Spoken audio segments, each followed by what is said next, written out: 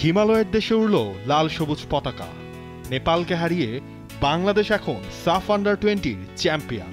নেপালের আনফা কমপ্লেক্সে বাংলাদেশ স্বাগতিকদের উড়িয়ে দিয়েছে 4-1 গোলে। অদম্য দুর্দান্ত এক বাংলাদেশের প্রতিনিধি যে এখন ওরা, যেই বাংলাদেশ এখন আর মাথা নোয়াবার নয়। বাংলাদেশের জয়ের নায়ক মিরাজুল ইসলাম নিজেকে বানিয়েছেন এবারের সাফের টপ স্কোরার। 6 দেশের ফুটবলারদের মধ্যে সবচেয়ে বেশি গোল এখন মিরাজুলের 4টা।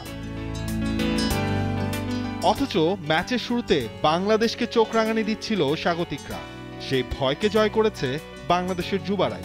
ফার্স্ট হাফের অ্যাডেড টাইমে পেনাল্টি এরিয়ার বাইরে থেকে মিরাজুলের নেয়া ফ্রি কিক যেন শিরোপার সুবাতাসই এনে দেয় বাংলাদেশ শিবিরে। প্রথমার্ধ যেখানে শেষ করেছিল বাংলাদেশ, সেখান থেকেই সেকেন্ড হাফের শুরু। 53 মিনিটে এবার পরের গোল, সাকিবের ক্রস, আসাদুল মোল্লার হেডার। ফাইনাল ফিনিশিং এর কাজটা আবারও নিজেই করলেন Mirajul.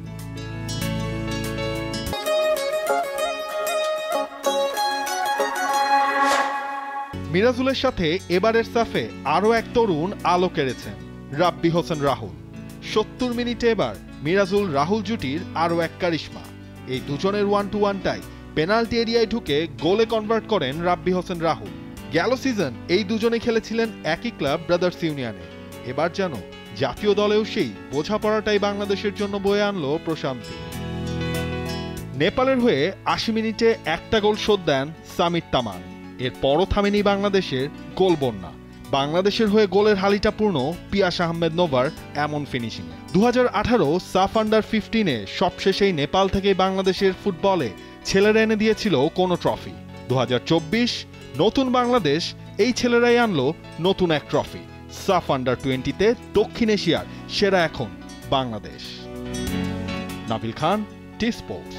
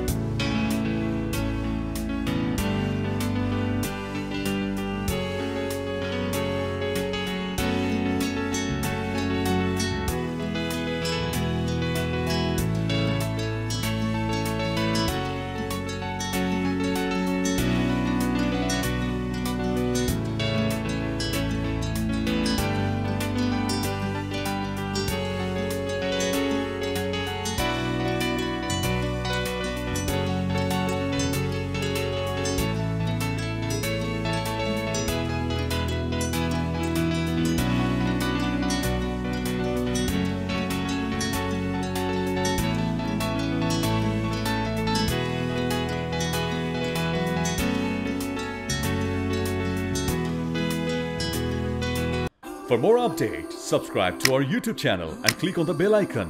Follow us on Facebook and Instagram. Download T Sports app to enjoy exciting games and highlights. Visit tsports.com.